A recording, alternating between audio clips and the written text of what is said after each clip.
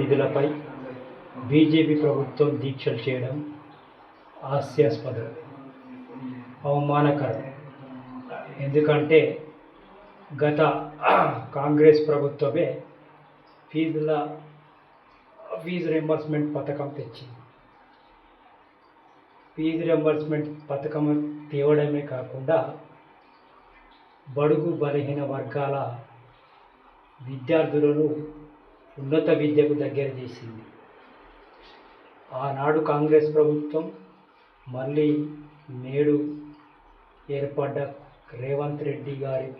గౌరవ సీఎం రేవంత్ రెడ్డి గారి పాలనలో మళ్ళీ బడుగు బలహీన వర్గాలను విద్యకు దగ్గర చేస్తున్నాం.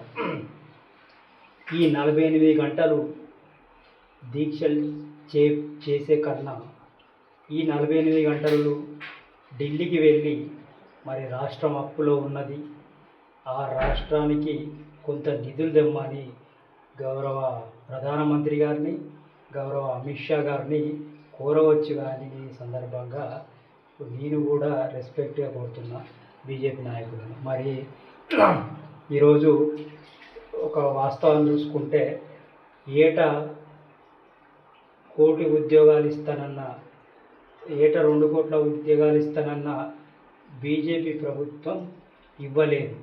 మరి 1 కోటి ఉద్యోగాల బకాయి కాంగ్రెస్ లడాయి. అలాగే నల్లధనాన్ని బయటికి తీసి మరి పేద ప్రజల ఖాతాలో వేస్తానన్నది. అలాగే నల్లధనాల బయటికి తీసుట్ల బకాయి కాంగ్రెస్ లడాయి.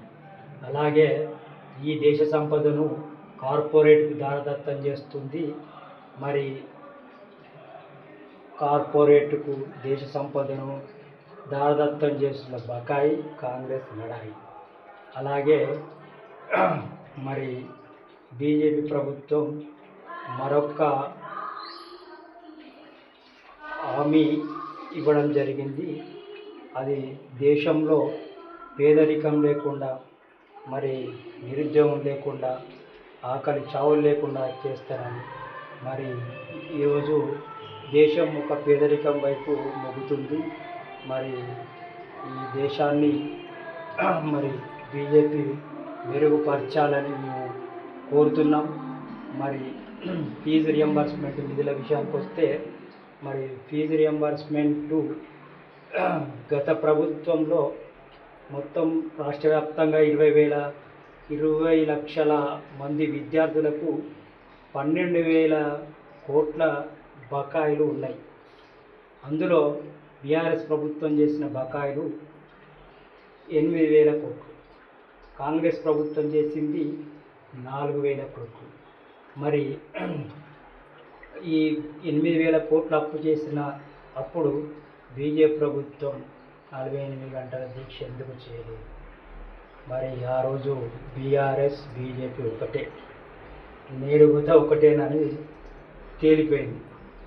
చీకటి ఒప్పందం వాళ్ళిద్దరి మధ్యలో ఉన్నదనేది తేలిపోయింది. అలాగే మరి 12 సంవత్సరాలైన నెరవేరని హామీలు గత బీఆర్ఎస్ ప్రభుత్వంలో ఉన్నాయి. మరి 2.5 సంవత్సరాలు, 3 సంవత్సరాలు కూడా కాలే కాంగ్రెస్ ప్రభుత్వం ఏర్పడి, మా మీద కుట్రతో మరి ధర్నాలు చేయడం ఎందుకు, రాస్తారోకలు చేయడం ఎందుకు?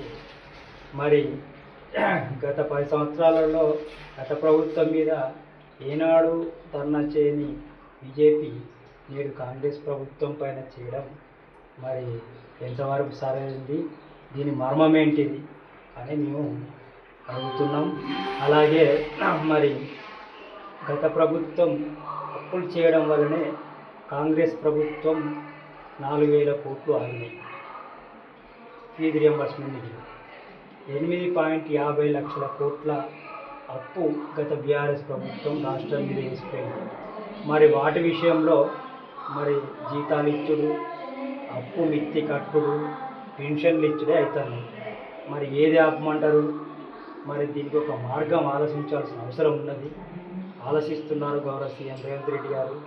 నేడు వాటిని నిలదీయడానికే, సంక్షేమ పథకాలు కూడా నిలదీయడానికి 18 గంటలు పనిచేస్తున్న గౌరవ సీఎం రేవంత్ రెడ్డి గారు. ఈ రాష్ట్రం అప్పులో ఉన్నది. అప్పులను తీర్చడానికి కూడా మరి గౌరవ సీఎం రేవంత్ రెడ్డి గారు తాపత్రయపడుతున్నారు. ఈ సందర్భంలో అప్పులు కడుతూ సంక్షేమ పథకాలను మరి ముందుకు తీసుకెళ్తున్న గౌరవ సీఎం రేవంత్ రెడ్డి గారికి సహకరించాల్సిన అవసరం బీజేపీలో ఉన్నది. ఆ బీజేపీలో ఉన్నది కాబట్టి కేంద్రానికి వెళ్ళి మరి 8 మంది బీజేపీ ఎమ్మెల్యేలు, 8 మంది బీజేపీ ఎంపీలు మరి వెళ్ళి మరి రాష్ట్రం నుండి మరి పన్నులే తీసుకపోవడం కాకుండా నిధులు కూడా మన రాష్ట్రానికి తెచ్చేటట్లు మీరు ఈ దీక్ష చేసే సమయాన్ని అటు కేటాయించాలని మేము కాంగ్రెస్ తరఫున కోరుకుంటున్నాం. జై కాంగ్రెస్, జై గౌరవ ఎమ్మెల్యే కేఆర్ నారాయణ గారు, గౌరవ సీఎం, జై గౌరవ సీఎం రేవంత్ రెడ్డి గారు.